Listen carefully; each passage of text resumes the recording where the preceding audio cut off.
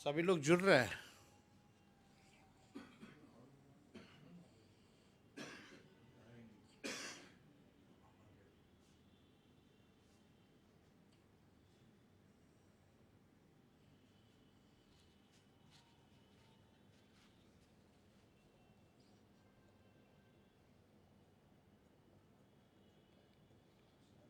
हम चाहेंगे जो लोग जुड़ रहे हैं वो इस वीडियो को जो है लाइव को शेयर करें।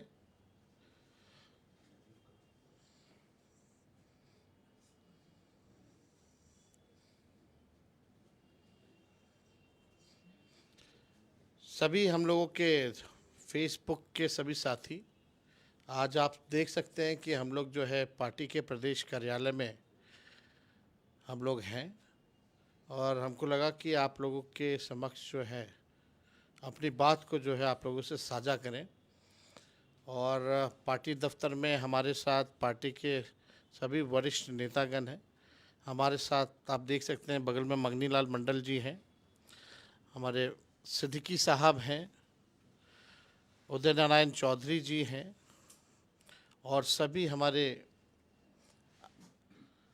साथ नेतागण यहाँ उपस्थित हैं। और हम सब लोग जो है अभी चर्चा कर रहे थे कि इलेक्शन कमीशन की जो भूमिका जो है वो किस प्रकार से हो गया है। आप सब लोग जान रहे हैं कि कुछ दिन पहले ही इलेक्शन कमीशन ने निर्णय लिया है कि नया वोटर लिस्ट जो है, यानी पुराने वोटर लिस्ट को अलग करके नए वोटर लिस्ट को जो है वो बनाएंगे। इसमें बड़ी साजिश है और साजिश की बू आ रही है और इसी के लिए हम लोग लगातार प्रयास कर रहे थे कि इलेक्शन कमीशन से हम सब लोगों की जो है मुलाकात हो। हमारे जितने घटक दल हैं, अलायंस पार्टनर्स हैं, एक डेलीगेशन चाहता है कि इलेक्शन कमिश्नर से मिले और अपनी बात को रखे।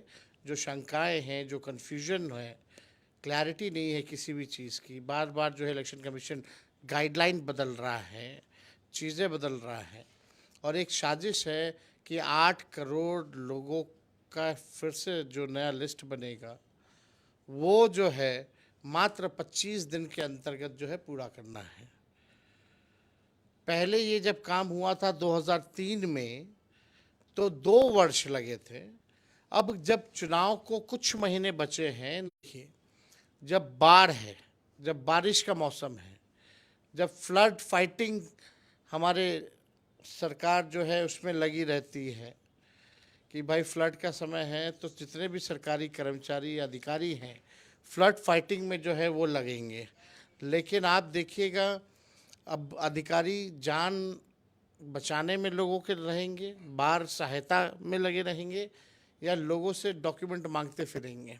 और वो भी ऐसे ऐसे डॉक्यूमेंट मांगे जा रहे हैं जो 11 डॉक्यूमेंट ऐसे हैं जो गरीबों के पास मिलेंगे ही नहीं, एकदम नहीं मिलेगा वो डॉक्यूमेंट। और आधार कार्ड की मान्यता नहीं है, राशन कार्ड हो या मनरेगा कार्ड हो, ड्राइविंग लाइसेंस हो, ये सब नहीं चलने वाला है। तो आप समझ सकते हैं कि संविधान में बाबा साहब ने हम सब लोगों को, गरीबों को अधिकार दिया वोट का। और नीतीश जी, मोदी जी डरे हुए हैं, उनके इशारे पे इलेक्शन कमीशन काम कर रहा है कि गरीबों का वोटर लिस्ट से जो है नाम काटो। और ये लोकतंत्र की जननी बिहार में जहाँ लोकतंत्र का जन्म हुआ, वहीं से ये भाजपा के लोग और नीतीश जी चाहते हैं कि लोकतंत्र की जननी से लोकतंत्र को ख़त्म कर दिया जाए। ये बर्दाश्त के बाहर है। हम बिहार के लोग, बिहारी, ऐसा हरगिज़ नहीं होने देंगे। और आप गरीबों का वोटर लिस्ट से नाम, जो इनकी साजिश है काटने की, इसके लिए चाहे कुछ भी करना पड़े हम लोग जो है ज़रूर करेंगे। आप देखिएगा कि वो यही वोटर लिस्ट से लोकसभा का चुनाव भी हुआ, तो क्या वो फर्जी था? और हमको ये बताइए केवल बिहार में ही क्यों हो रहा है, पूरे देश भर में क्यों नहीं हो रहा है? जब अगर वोटर लिस्ट नए सिरे से तैयार करना है तो पूरे देश का होना चाहिए, तो केवल बिहार का ही क्यों हो रहा है? और फरवरी महीने में ही एक नया फ्रेश लिस्ट आया था, लेकिन फिर भी अचानक से बिना पार्टी को, किसी पार्टी, पॉलिटिकल पार्टी को कॉन्फिडेंस में लिए बिना ये काम हो रहा है। और आश्चर्य की बात है कि लगातार 27 तारीख के बाद से इलेक्शन कमीशन से हमारा अलायंस, हमारी पार्टी समय मांग रही है और इलेक्शन कमीशन ने अब तक समय नहीं दिया है। इसका ये मतलब है कि इलेक्शन कमीशन के पास कोई जवाब नहीं है। अब इलेक्शन कमीशन मोदी नीतीश जी का कमीशन बन करके रह गया है। पहले इलेक्शन कमीशन वोट जुड़वाने का काम करता था बुला बुला करके, अब फर्क हो गया कि अब ये लोगों को छटनी कर रहे हैं। ये वोट का राज मतलब छोट का राज, ये लालू जी हमेशा हर बार ये कहा करते हैं। ये अधिकार है और इलेक्शन कमीशन क्यों नहीं मिल रहा? लगातार हमारे सांसद इलेक्शन कमीशन से संपर्क में हैं, समय मांग रहे हैं, समय नहीं दिया जा रहा। फिर हमारे सांसद को कहा गया कि भैया समय जो है हम आपसे नहीं मिलेंगे, आप अपने राष्ट्र अध्यक्ष को बोलिए लिखने के लिए, चिट्ठी भेजे। जब चिट्ठी भेजा गया तो बोला गया कि मेल पर भेजें। जब मेल किया गया तब बोला गया कि पार्टी के आईडी से मेल करें। सभी आईडियों से हम लोगों ने मेल कर दिया। ये चिट्ठी है राष्ट्र अध्यक्ष जी का, जो आज भी लालू जी ने जो है लिखने का काम किया है। ये चिट्ठी है और अभी तक मेल पे कोई भी जवाब इलेक्शन कमीशन के लोगों ने जो है नहीं दिया है। अब वही चुनाव आयोग अपने सूत्रों के हवाले से खबर चलवाना चाह रही है, वही सूत्र जो पाकिस्तान और इस्लामाबाद में जो है कब्जा करा लिया गया था। और वो सूत्र अब चला रही है कि अब जो है डेलीगेशन के साथ नहीं मिलेगी, अलग एक साथ सभी गठबंधन के पार्टियों के साथ नहीं मिलेगी इलेक्शन कमीशन, अकेले अकेले मिलेगी। ये तो गजब है भाई। पहली बार ऐसा इलेक्शन कमीशन को तो सबकी बात को सुनना चाहिए, एक साथ सुनना चाहिए। एक ही मुद्दे पे अगर आ रहे हैं तो कंफ्यूजन क्लियर करना चाहिए, एक स्पष्ट नीति बनानी चाहिए, पारदर्शिता होनी चाहिए, पॉलिटिकल पार्टीज को जो है एक्सप्लेन करना चाहिए कि कैसे वो 25 दिन के अंदर 8 करोड़ लोगों का जो है करेंगे। तो ये तो कोई बात ही नहीं करने को तैयार है इलेक्शन कमीशन। हमने अपने सांसद को और डेलीगेशन को 5 बजे इलेक्शन कमीशन के गेट पे बोला, आप जाइए, देखते हैं किसको बुलाते नहीं बुलाते। ये तो सरासर लोकतंत्र का हत्या हो रहा है। संविधान को खत्म करने का प्रयास किया जा रहा है। गरीबों का मोदी जी वोटर लिस्ट से पहले नीतीश जी या मोदी जी वोटर लिस्ट से नाम कटवाएंगे, उसके बाद ये राशन खत्म करेंगे, उसके बाद ये पेंशन खत्म करेंगे। ये गरीब विरोधी लोग हैं ये लोग। आज हम चाहेंगे कि मंगनीलाल मंडल जी भी यहाँ बैठे हैं, प्रदेश अध्यक्ष जी, आपको क्या लगता है आखिर इलेक्शन कमीशन समय क्यों नहीं दे रहा है? इलेक्शन कमीशन इस बार बुरी तरीके से फंस गया है। अब तक ऐसा होता था को भी इलेक्शन कमीशन के अलग अलग काल को भी आपने देखा है। कोई एक पॉलिटिकल पार्टी जहां जिस देश में सिर्फ एक राज्य में चुनाव हो, उस राज्य का पॉलिटिकल पार्टी अगर इलेक्शन कमीशन से समय मांगता है तो आपको लगता है कि इस तरह का इतना समय ले लिया गया? अब तक कंफ्यूजन है, अभी तक समय नहीं दिया। ऐसा नहीं हुआ है। इलेक्शन कमीशन कभी किसी भी परिस्थिति में पॉलिटिकल पार्टी से एस्केप नहीं करता। लेकिन इस बार इलेक्शन कमीशन पॉलिटिकल पार्टी से अपने को बचा रहा है और समय नहीं दे रहा है। तो इससे साबित होता कहीं न कहीं दाल में कुछ काला है। 1971 दाल ही काला है। 1971 में जो चुनाव हुआ था, अब वो मैसिव विक्ट्री हुई थी इंदिरा गांधी को, तो केमिकल की बात आई थी, केमिकलाइज किया इलेक्शन कमीशन ने बैलेट पेपर को। ये आरोप हम लोगों ने लगाया था हमारे, लेकिन जब पार्टी ने कहा कि हमको टाइम दीजिए, बात करेंगे, आरोप पत्र आपको देंगे, तो इलेक्शन कमीशन ने सुना। इलेक्शन कमीशन पर आरोप था, इलेक्शन कमीशन ने सुना। अब तो चुनाव बिल्कुल आसन है, सन्निकट है, और चुनाव में अगर इनको इसमें गहन पुनरीक्षण कराना था तो जनवरी में कराते, फरवरी में कराते, मार्च में कराते, समय काफ़ी था, बचा हुआ था। 2003 से अभी तक आपने नहीं कराया, तो इसमें कहीं न कहीं ऐसा लगता है कि आपका मंसूबा बहुत खराब है, और अब बिल्कुल भारतीय जनता पार्टी और नरेंद्र मोदी के इशारे पर काम कर रहे हैं, उनके हाथ में खेल रहे हैं। तो एक तरह से आप खिलौना है, पपेट है। आपने ठीक ही कहा कि पपेट है आप, तो पपेट है तो ये संवैधानिक संस्था है। अब वोट जनता का संवैधानिक नहीं, मौलिक अधिकार है। जो हमारा मौलिक अधिकार है उसमें वोट भी हमारा मौलिक अधिकार है। तो इलेक्शन कमीशन हमारा वोट नहीं छीन सकता, ये अधिकार नहीं छीन सकता है, और इसके लिए हमको तय करना होगा जो क्या करना है, क्योंकि इलेक्शन कमीशन बिल्कुल हट्टी बन चुका है।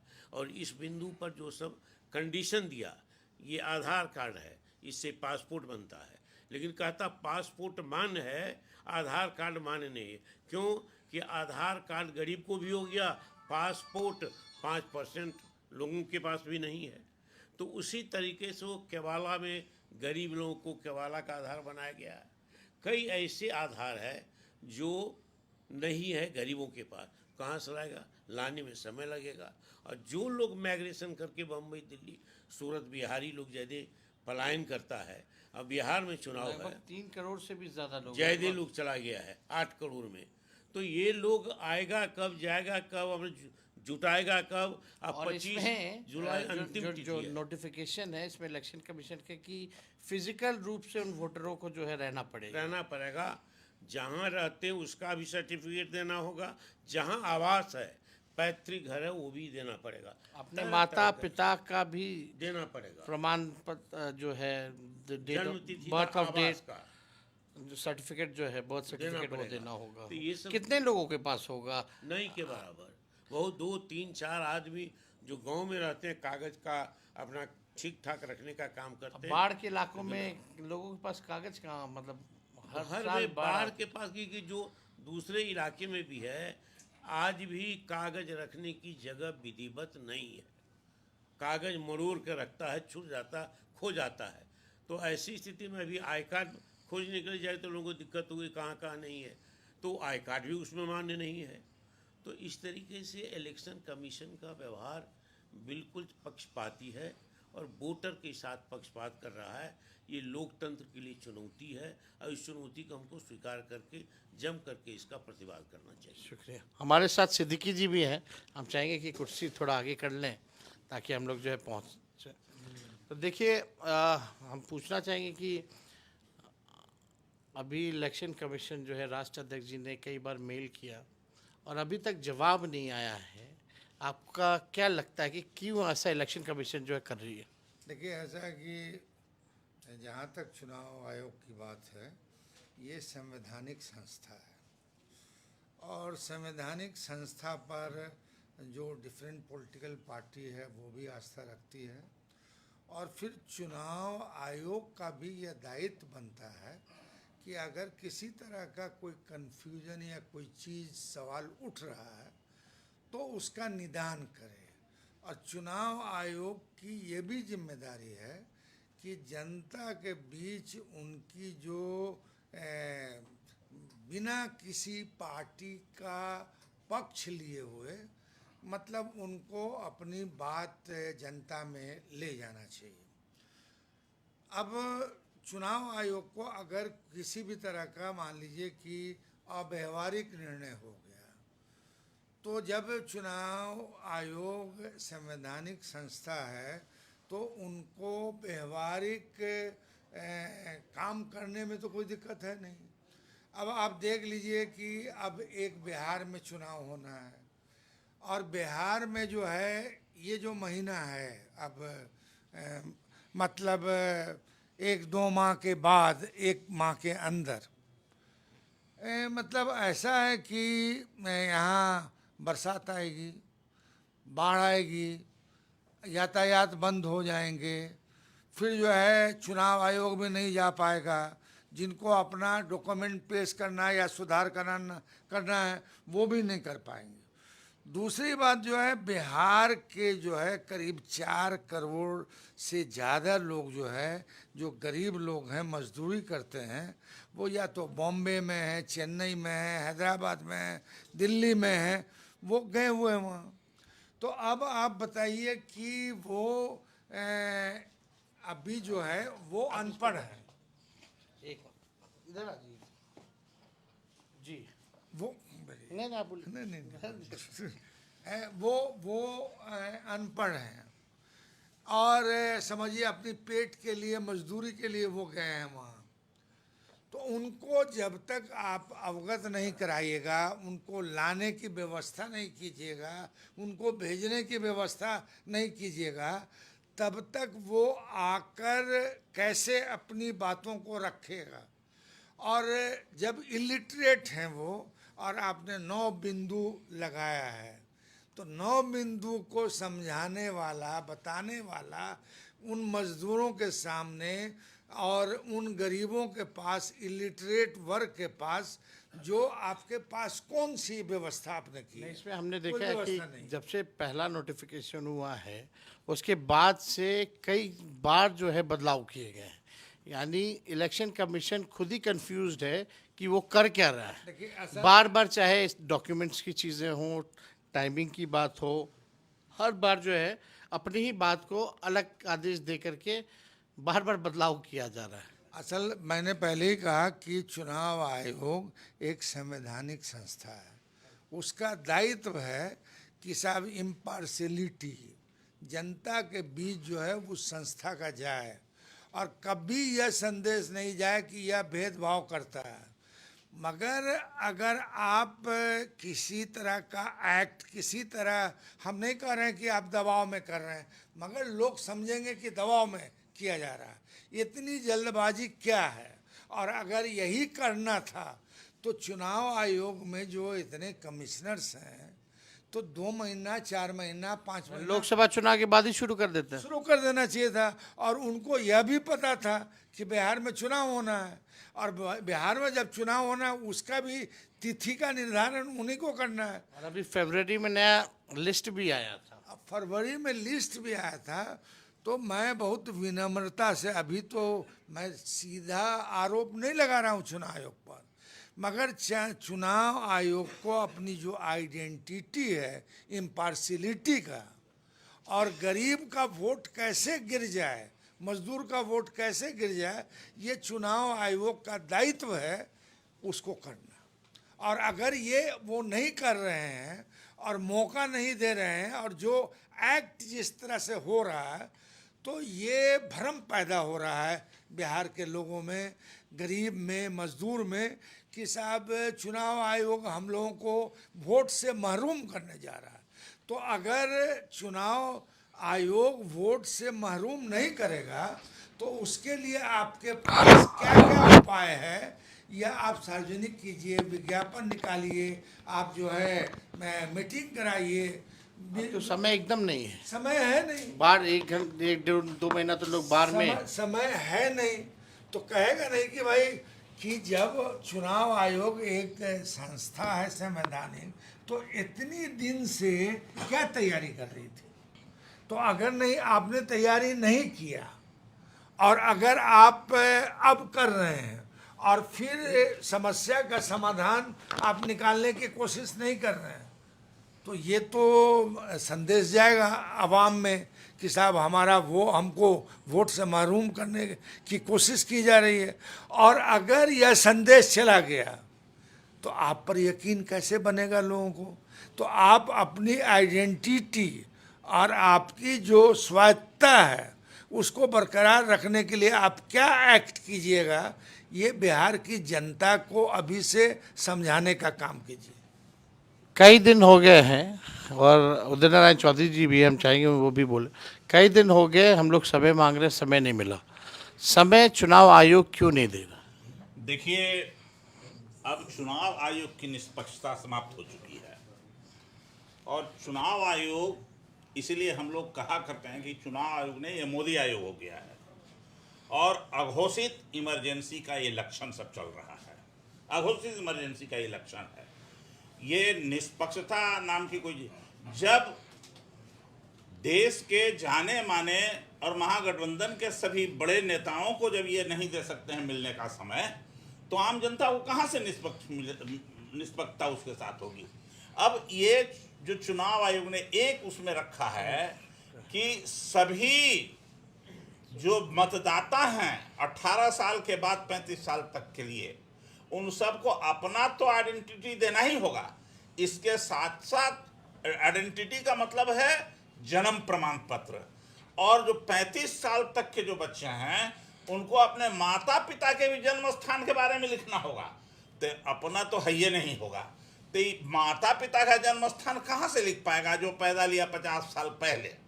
ये दे ही नहीं सकते। ये मूलतः जो एनआरसी जैसे लागू किया गया, बनाया गया कानून अकलियतों के मतदान को समाप्त करने के लिए, मतदाता सिस्टम को, उसी तरह से दलितों का अब जो है, अब बताइए जो दलित पलायन कर गया, दलित तो घर में नहीं, डेली काम पर मजदूरी करने वाला है, कहां से लाएगा मुसहर डोम?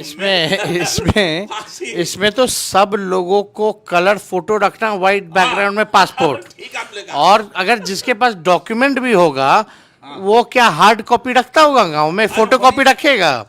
घर रहेगा तो ना, तो आप समझिए कि एक वोटर पे 100 रुपया खर्च है। अगर जो गरीब को, अगर घर में 5 आदमी हैं वोटर, तो कम से कम उसको 500 रुपया खर्च करना पड़ेगा। तो ये गरीब कहाँ से लाएगा 500 रुपया वोटर बनाने के लिए? ये तो चुनाव आयोग को देखना चाहिए था। मजदूर लोग, दलित लोग, यानी साफ स्पष्ट है कि दलित समाज के लोग सबसे गरीब हैं, आदिवासी समाज के लोग गरीब हैं, अति पिछड़ा हो, अल्पसंख्यक लोग हों, पिछड़े हों, इनके वोट को काटो, इनके वोट को समाप्त करो।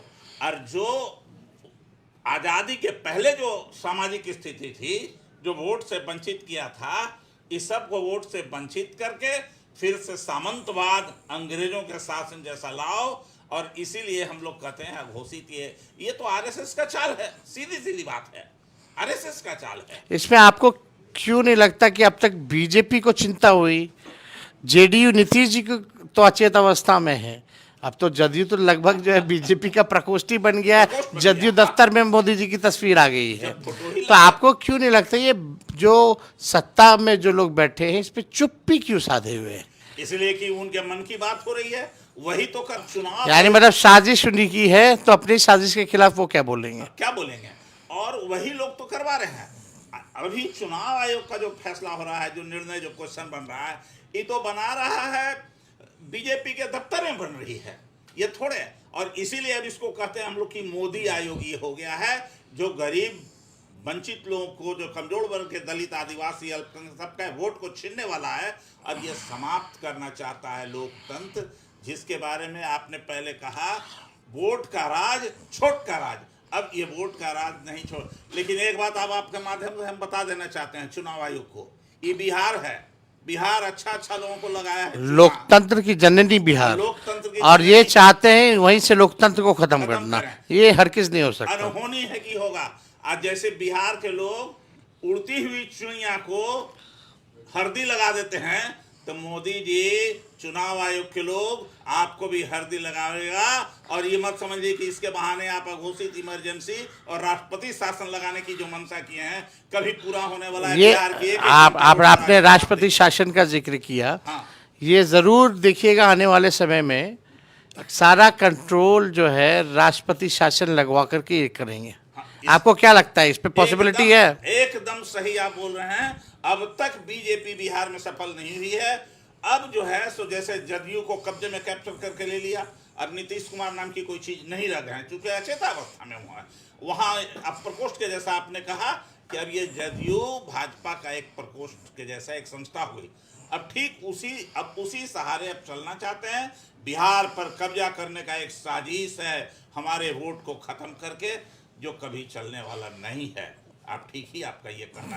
तो हम ज़्यादा समय नहीं लेंगे, हम चाहेंगे कि जितने लोग भी 1000 से भी ज़्यादा ऊपर लाइव जो है लोग देख रहे हैं, हम चाहेंगे कि सभी लोग इस वीडियो को जो है शेयर करें, ज़्यादा से ज़्यादा तक इन बातों को जो है जन जन तक पहुंचाने का काम करें, क्योंकि ये आपके वोट का अधिकार को ये लोग छीनना चाहते हैं। यहाँ तनवीर साहब भी हैं, हम चाहेंगे कि तनवीर साहब को माइक जो है आप दीदी हाथ में ले लें। तनवीर साहब, राष्ट्र अध्यक्ष जी लगातार जो है उन्होंने मेल किया है इलेक्शन कमीशन को, और हम सब लोग कई दिनों से जो है मांग कर रहे हैं कि समय दे दिया जाए, और अभी तक कोई क्लैरिटी या कोई कंफर्मेशन इलेक्शन कमीशन ने नहीं दिया है। अब उनके सूत्रों के हवाले से खबर आ रही है, ये उनके वही सूत्र हैं जो इस्लामाबाद पाकिस्तान पे कब्ज़ा करा लिया गया था। तो हम चाहते हैं आपसे कि आखिर इलेक्शन कमीशन की ये जो भूमिका है, उनका जो पारदर्शिता होनी चाहिए कि भाई पॉलिटिकल पार्टी से संवाद हो, अगर कोई कन्फ्यूजन हो तो क्लैरिटी के साथ क्लियर किया जाए। तो आपको क्यों नहीं लग रहा कि इतने दिनों से भी हम लोग समय मांग रहे हैं और समय नहीं दिया जा रहा है? अब उनके सूत्र बता रहे हैं कि डेलीगेशन से नहीं मिलेंगे, अलग अलग पार्टियों से इंडिविजुअल मिलेंगे। ये इलेक्शन कमीशन का सरासर लोकतंत्र विरोधी आचरण है। जब किसी सवाल पर आशंका हो जनता को, पॉलिटिकल पार्टीज़ को, और पॉलिटिकल पार्टीज समय मांगती रही कि हमको समय मिलने का चाहिए, लेकिन अगर इलेक्शन कमीशन ऐसा नहीं कर रहा है, इसका मतलब है कि इलेक्शन कमीशन के मन में चोर छुपा है और वो सरकारी दबाव में ये सारे हरकत को कर रहा है और बिहार में बैकडोर से एनआरसी लागू करना चाह रहा है और उसी की दिशा में ये कोशिश है। इसलिए हम समझते हैं कि यह सरासर बेईमानी है इलेक्शन कमीशन की। उसे यथाशीघ्र समय देकर इन आशंकाओं को दूर करना चाहिए जो पॉलिटिकल पार्टीज़ के मन में उनके निर्णय के कारण हो रहा है, और ऐसा निर्णय जो असंभव है कि इतने कम समय में इतनी बड़ी आबादी का ये पुनर्निरीक्षण कर सकें। रणविजय साहू जी भी हैं हमारे साथ, पार्टी के हमारे प्रदेश के प्रधान महासचिव हैं। आपको क्या लगता है कि अगर इलेक्शन कमीशन समय ना दे और चीज़ों को क्लियर ना करे तो महागठबंधन के नेताओं को, पार्टियों को क्या कार्यक्रम करना चाहिए? देखिए, निश्चित रूप से ये जो एक बड़ी साजिश हो रही है, लोकतंत्र को ख़त्म करने की बड़ी साजिश हो रही है। बिहार से लगभग 4 करोड़ लोग पलायन किए।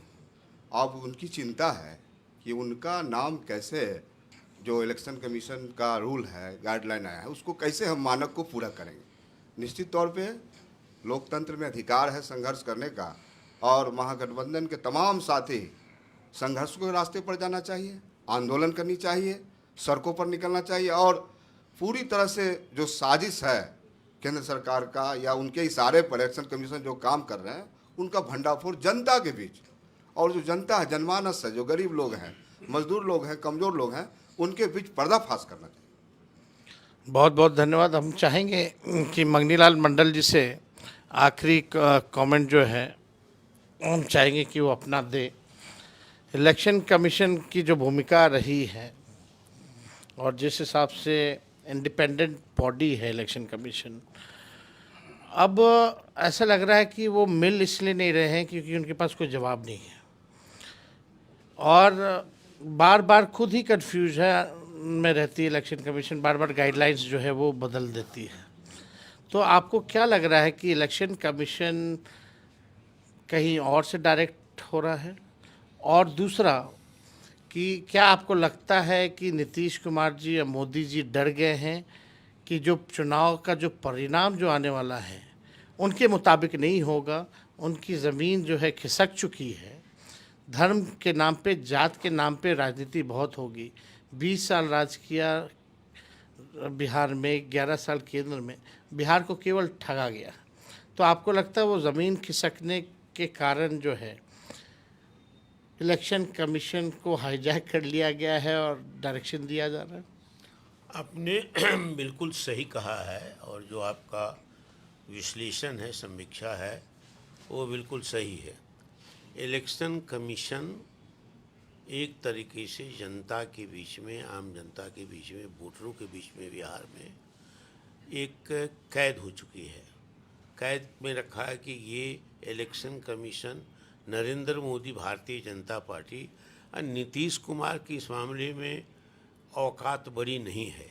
लेकिन नीतीश कुमार की सहमति हो सकती है, क्योंकि हथौड़ा तो नीतीश कुमार पर ही अंतक गिरना है। तो ये इलेक्शन कमीशन को बिल्कुल इस्तेमाल कर रहा है, और इलेक्शन कमीशन में अफसरों को चुन चुन करके जिस तरह से कमिश्नर बनाया है, चीफ कमिश्नर बनाया है इलेक्शन कमीशन को, उनके हाथों खेल रहा है। इतनी बड़ी संवैधानिक संस्था पर वोटरों का, आम जनता का अगर विश्वास उठ जाएगा तो लोकतंत्र के लिए शुभ नहीं होगा, बहुत बड़ा अशुभ होगा। तो इसके पहले बार आज़ादी के बाद अब तक इलेक्शन कमीशन में पॉलिटिकल पार्टी का आरोप होता था, लेकिन ऐसा इलेक्शन कमीशन हिल जाएगा और करीब करीब सत्ता पक्ष की गोद में बैठ जाएगा, ऐसा कभी सोचा नहीं था लोग। क्योंकि मतदाताओं के बीच में बिहार में सरकार बिल्कुल बदनाम हो चुकी है। चारों तरफ भ्रष्टाचार है, गरीबी है, भुखमरी है, गरीबी रेखा से नीचे लोग ऊपर नहीं आ रहे हैं, आय सृजन नहीं हो रहा है लोगों का, 11% की विकास दर का क्या कि दावा किया जा रहा है। तो ये सब जनता को लग रहा है कि भाई 11% से हमारा विकास हो रहा, तो पैसा कहाँ, कैपिटल कहाँ फॉर्मेशन हुआ है, गरीबी क्यों नहीं मिटी है। और ये जो बलात्कार हो रहा है बिहार में, अन्याय हो रहा है, झूठ की खेती हो रही है, तो जनता समझ रही है कि सब कुछ चलती है। पुलिस का जुल्म बढ़ गया है, अफसरशाही बढ़ गई है, इसमें इतना कोई कुछ सुनता नहीं है। जी, तो ये सरकार जो है, बीजेपी जो है, वो इस बार विश्लेषण, उसके पास विशेष जो शाखा है, उससे ये सूचना आ गई है कि इस बार सरकार जाएगी चुनाव में, इसीलिए कोई हथकंडा इस्तेमाल कर रही है। तो ये जो पुनरीक्षण का है वो इतना बड़ा हथकंडा है, इसमें भी इलेक्शन कमीशन फंस गया है। सरकार फंसती थी, इस बार इलेक्शन कमीशन फंस गया। और इसमें हम जानना चाहेंगे कि जो लोकतंत्र का चौथा खंभा मीडिया है, ख़ास तौर पे हम सवाल उठा रहे हैं जो प्रिंट मीडिया है, जो अखबारें हैं।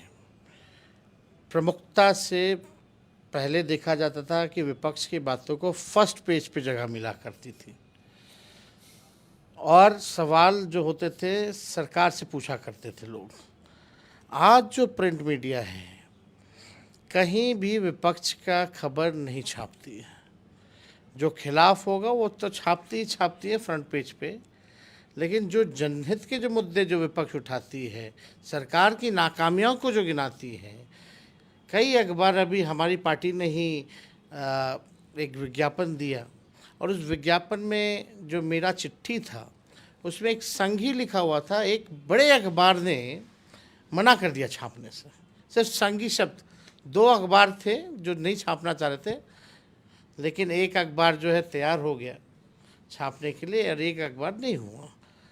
मतलब जिस प्रकार से पूरी तरीके से आप कह सकते हैं कि अखबार जो है अब केवल तेल मालिश जो है, ताबड़तोड़ तेल मालिश सरकार में बैठे हुए लोगों का कर रही है। कहीं भी सवालात, इतने बड़े हादसे होते हैं, रेप होता है, बलात्कार होता है, हमारे घर के आवास के बाहर गोलियां चलाई जाती हैं, अब तक कोई नहीं पकड़ा जाता।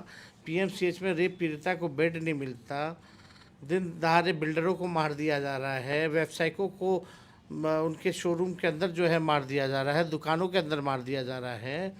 और ये कहीं भी जो है अखबार जो है, ऐसी अखबारें छापती नहीं है। तो आपको क्या लगता है कि हम सब लोगों को, अपने जो समर्थक हैं उनको अब बोल देना चाहिए कि अखबार पढ़ना छोड़ो, ये केवल प्रोपेगेंडा चलाने का काम करते हैं? आपका विश्लेषण सही है कि जो चौथा स्तंभ जिसको हम कहते थे और जिसके लिए लड़ते थे, वो लड़ने में हम लोग आगे रहते थे, जो समाजवादी लोग हैं, प्रेस की स्वतंत्रता के लिए। इसी प्रदेश में प्रेस बिल लाया गया था अखबारों का गला दबाने के लिए। तो सबसे ज़्यादा जो सोशलिस्ट हैं, लोग दलिया लोग थे, यही लोग जेल गए। हम भी मार खाए हुए हैं उसमें, 6 महीना जेल में बंद थे हम। तो प्रेस की भूमिका पक्षपाती हो गया, सरकार की पक्षधर हो गई है, और सरकार के खिलाफ में कुछ लिखना नहीं चाहती है।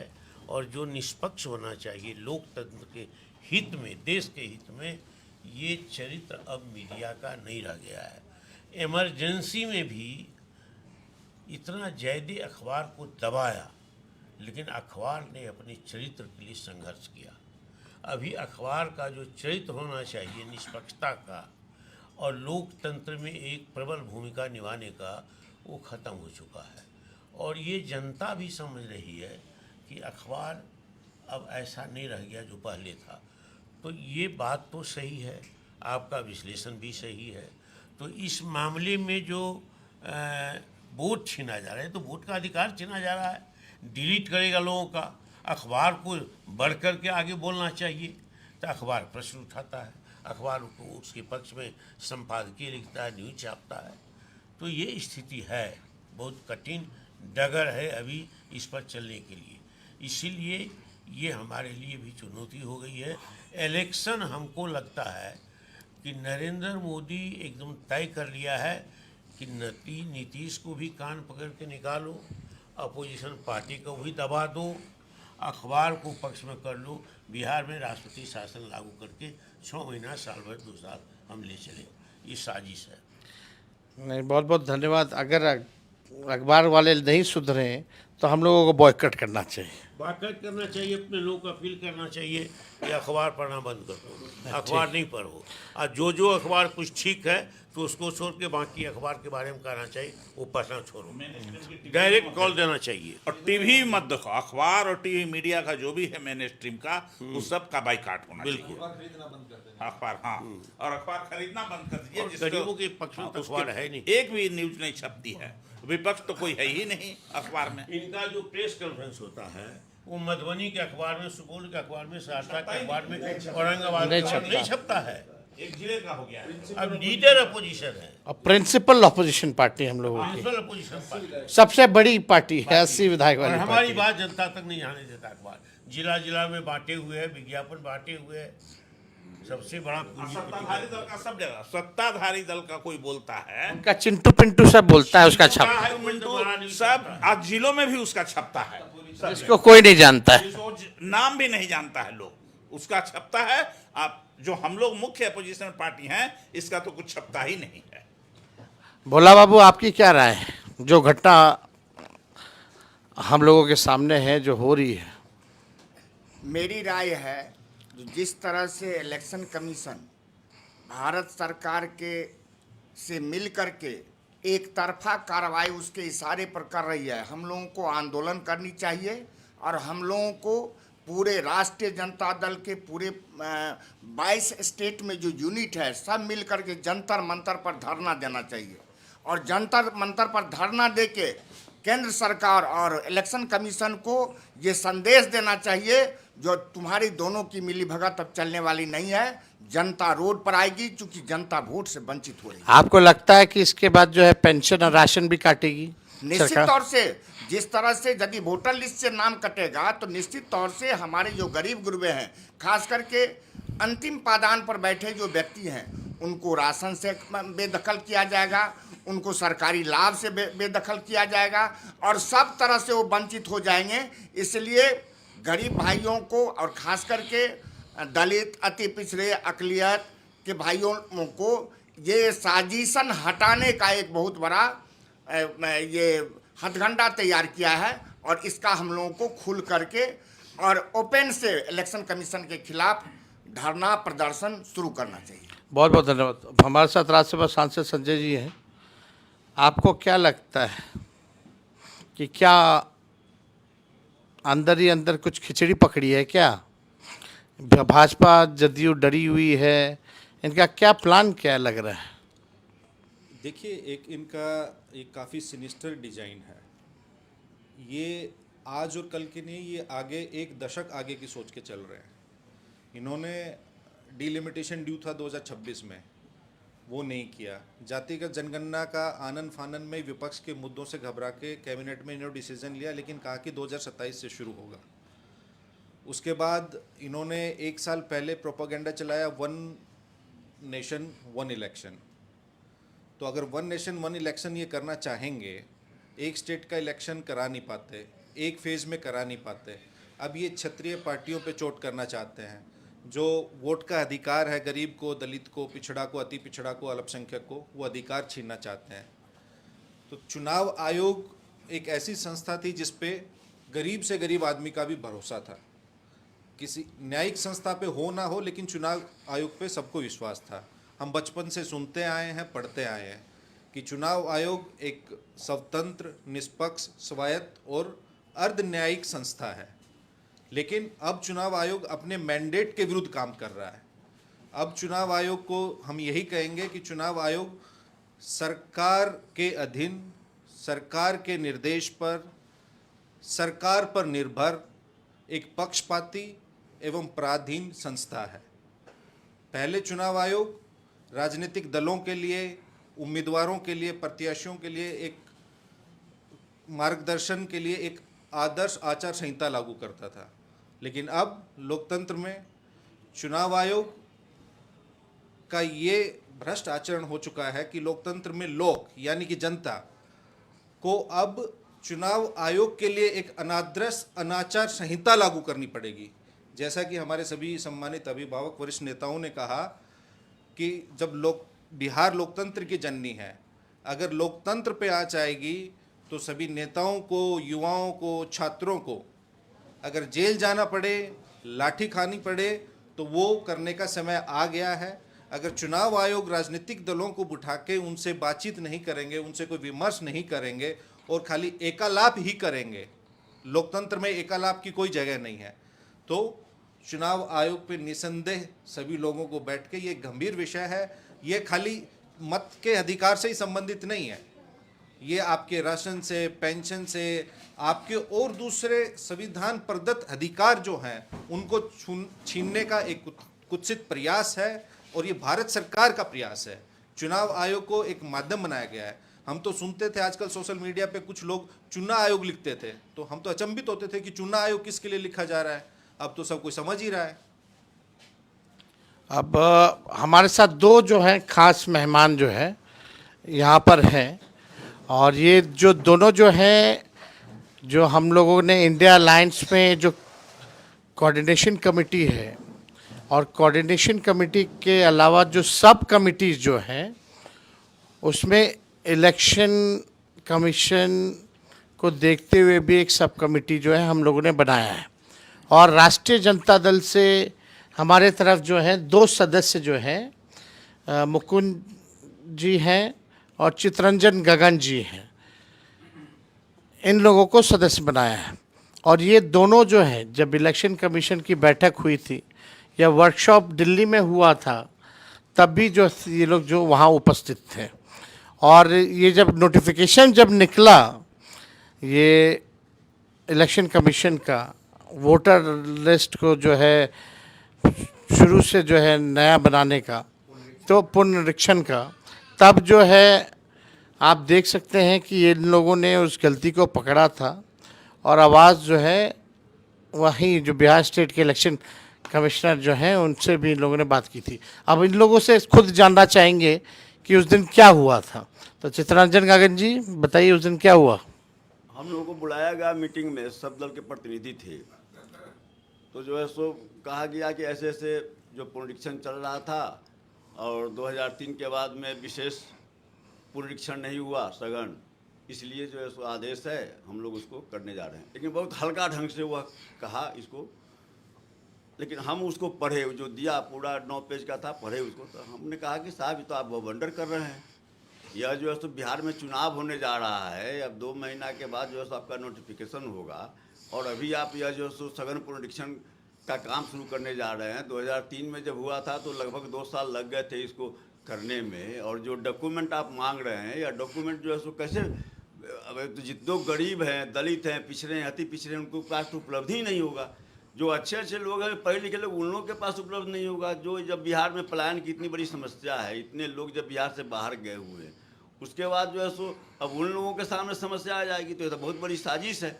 हम जो है सो इसको कभी स्वीकार नहीं करेंगे। तो कहा कि भाई हम इसमें क्या कर सकते हैं, जो है सो केंद्र का चुनाव आयोग का आदेश है, हमको तो उसका अनुपालन करना है, हम तो इसको करेंगे। क्योंकि मेरी पार्टी तो इसका विरोध करेगी और हम अपने नेता से भी बात कर रहे हैं, और उसके बाद में फिर हम लोग इसका किसी भी हालत में इसको हम लोग स्वीकार नहीं करेंगे। और मेरे समझ से देखिए, इसमें दो बड़ी बात है। एक बात तो यह है कि तत्कालिक तौर पर बिहार की जो स्थिति है, चुनाव होने वाला है, तो जो सत्ता में बैठे हुए जो लोग हैं, नरेंद्र मोदी हों और भाजपा और जनता दल हो, उन लोगों को भरोसा हो गया कि बिहार में किसी भी हाल में हमारी सरकार बनने वाली नहीं है। एक यह घबराहट है। तो तत्कालिक तौर पर इस घबराहट से मैंने कैसे इनके मतदाताओं को, गरीबों को, पिछड़ों को, अति पिछड़ों को, दलित को, अल्पसंख्यक को हटाया जाए, एक यह है। दूसरा जो है सो आरएसएस का जो एजेंडा है, जो शुरू में भी जब बाबा साहब डॉक्टर भीमराव अंबेडकर संविधान में इसको अधिकार सबको एक समान मत का अधिकार दे रहे थे, जिस संविधान के अनुच्छेद 326 के द्वारा हम लोग को यह अधिकार मिला, उस समय भी आरएसएस नहीं चाहता था कि सब लोगों को यह अधिकार मिले। उस समय भी वह चाहता था कि केवल एलिट क्लास के लोगों को ही मताधिकार का अधिकार मिले। तो कहीं ना कहीं यह दोहरी साजिश है आरएसएस के कि यहाँ साहब जो है सो कुछ खास लोगों को ही मताधिकार का अधिकार मिले। जैसा कि संजय जी ने कहा कि एक लॉन्ग टर्म उन लोगों का गेम चल रहा है, तो एक लॉन्ग टर्म गेम भी चल रहा है और तात्कालिक तौर पर जो है सो बिहार की, चलिए ठीक है, उम्मीद करेंगे आप इन के इलेक्शन कमीशन के चीज़ों को जो है गंभीरता से और आगे देखते रहिएगा कि क्या बदलाव होता है या नहीं होता है। हमें खुशी है कि हमारे नेता आदरणीय तेजस्वी जी ने इस मामले को काफ़ी गंभीरता से लिया है और उनके प्रयास से यह महागठबंधन इसको लेकर आगे बढ़ी है। और एक बहुत बड़ा इशू है, जो भी इस चीज़ को समझते हैं, महसूस करते हैं, हम समझते हैं कि बिहार की जनता तो सड़क पर भी उतरने का काम करेगी, जो स्थिति बनती जा रही है। हमारे साथ मुकुंद जी भी हैं, और ये दिल्ली में जो वर्कशॉप हुआ था इलेक्शन कमीशन द्वारा, क्या आपको उस समय कितने दिन पहले हुआ था ये वर्कशॉप, और क्या वहाँ इसका जिक्र किया गया था कि बिहार में फिर से जो है पुनरीक्षण करेंगे? बिल्कुल नहीं सर, ये वर्कशॉप ज़्यादा नहीं 2-3 महीने पहले ही हुआ है जी। तो उस समय जस्ट उन्होंने इंट्रोड्यूस किया था कि हम प्रॉपर ट्रेनिंग कर रहे हैं, चीज़ों को सिखा रहे हैं, पहले से हमें करना चाहिए था, इस तरह की चीज़ें उन्होंने वहाँ पे एक्सप्लेन करी थी। तो इतनी बड़ी साजिश अंदर ही अंदर रची जा रही है, ये बिल्कुल उस वक्त हमें इतना एहसास नहीं हो पाया था। हमने चर्चा करी थी कि ये यूं ही नहीं है, कुछ न कुछ तो होगा। और जैसे ही उस दिन मीटिंग हुई, रिसेंटली जो अभी इन्होंने मीटिंग कॉल करी थी, सभी दलों के प्रतिनिधि हम वहाँ पहुँचे थे, और उन्होंने बड़े ही, जैसा कि आदरणीय गगन सर ने बताया, बहुत ही लाइट वे में चीज़ों को हमारे पास लेकर वो आए कि ऐसी चीज़ें होनी है। हमने तुरंत शुरू हो चुकी है, और बिहार का एक बड़ा एरिया, ऑलमोस्ट 73% हमारा जो लैंड एरिया है वो फ्लड इफेक्टेड होता है। लोगों के सब कुछ बह जाता है। ऐसी परिस्थितियों में आपने कैसे ये निर्णय लिया? साथ ही साथ जहां आपके पास 77,895 बूथ, 7 करोड़ 80 लाख मतदाता, कि आप कैसे करेंगे इतने कम समय में? लास्ट जो आपने 2003 में किया था, ऑलमोस्ट 1.5 से 2 साल उसमें लगे थे। आपने कल्पना भी कैसे करी कि मात्र 1.5 महीने, 26 दिन, 1.5 महीने भी नहीं, उन्होंने जो समय बताया कि हम 30 जून से शुरू करेंगे और इसको हम 26 दिन में समाप्त करेंगे, फिर 1 महीना दावा आपत्ति के लिए देंगे। इसमें आपको क्या लग रहा है, अभी तक जो जब से नोटिफिकेशन हुआ अब तक जो लगभग 1 हफ्ता होने को है जी, 1 हफ्ते में अब तक कितना काम जो है इन लोगों ने पूरा किया होगा?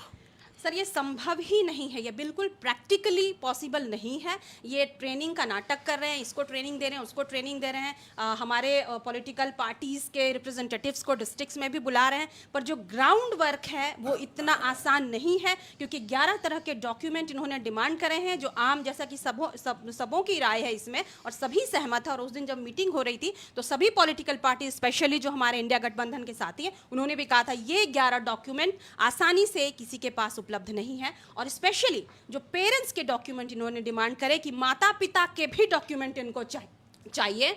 कुछ परिस्थितियों में पिता या माता के, और कुछ परिस्थितियों में अगर 2004 के बाद वो पैदा हुए हैं तो माता पिता दोनों के। अगर 87 से 2004 के बीच पैदा हुए हैं तो दोनों में से किसी एक के, और 87 के पहले पैदा हुए हैं तो इंडिया में 87 के पहले पैदा हुए हैं तो खुद का डॉक्यूमेंट सेल्फ अटेस्टेड करके इनको और देना जिसके है। पास डॉक्यूमेंट भी है उसको तो सब फॉर्म तो भरना ही पड़ेगा, बिल्कुल फोटो भी देना पड़ेगा बिल्कुल, गरीबों प्री को, प्रिंटेड फोटो लेके आएंगे, हार्ड उनसे- कॉपी फोटो कॉपी भी बिल्कुल देना सर, पड़ेगा। ये बिल्कुल तो व्यवहारिक यानी रूप से एक संभव वोटर नहीं पे है। 100 रुपया खर्च है। बिल्कुल होना ही है सर, और ये संभव ही नहीं है। बहुत सुदूर इलाकों में जिनके पास कलर प्रिंटर नहीं है, जिन इलाकों में, वो कहाँ भटकेंगे इन फोटोज के लिए, डॉक्यूमेंट के बाढ़ में जान photocopy बचाएगा के लिए। कि क्या करेगा? बिल्कुल, जिनकी सारी चीजें बह जाती हैं हर साल, उनके पास नहीं रहते ये कागजात।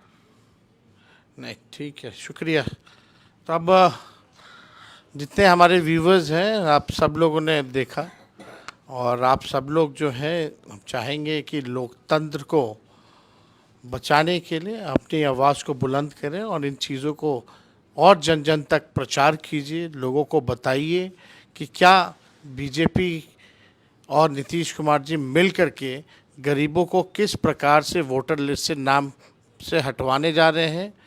वो गरीब वही तबका है, दलित है, पिछड़ा है, अति पिछड़ा है, आदिवासी है, अल्पसंख्यक भाई हैं, इन सब का नाम काटने की बड़ी साजिश है। और दूसरा, जब गरीबों का नाम वोटर लिस्ट से कटेगा तो पेंशन भी नहीं मिलेगा, ना राशन मिलेगा। असली बीजेपी की चाल है कि राष्ट्रपति शासन लागू करके जो है राज्य बिहार में ये करें। तो इनके साजिशों को हम लोगों को मुंह तोड़ जवाब देना है। इलेक्शन कमीशन तो बीजेपी का प्रकोष्ठ बन के रह गया है, पपेट बन करके रह गया। अभी तक हम लोगों को समय नहीं दिया है मिलने का। पता नहीं क्यों हमारे इलेक्शन कमिश्नर जो हैं मिस्टर इंडिया हो गए हैं। तो हम चाहेंगे कि मिस्टर इंडिया मत बनिए, आप जो है सामने आइए, प्रेस कॉन्फ्रेंस कीजिए, डेलीगेशन से मिलिए, और जो कन्फ्यूजन है उसको दूर कीजिए। जनता में क्लैरिटी होनी चाहिए और इंश्योर कीजिए कि किसी भी गरीब का वोटर लिस्ट से नाम नहीं कटेगा। इसलिए आप सब लोगों से अपील है, हमारे जितने समर्थक हैं उनसे भी अपील है कि इस वीडियो को ज़्यादा से ज़्यादा शेयर करें, और जिन जिन मुद्दों को हमारे नेताओं ने आप लोगों के समक्ष रखा है उसको गरीब आम नागरिक में, जनता में इसका ज़रूर प्रचार करने का काम करेंगे। आप सब लोग फेसबुक पे लाइव जुड़े रहने के लिए आप लोगों का बहुत बहुत धन्यवाद।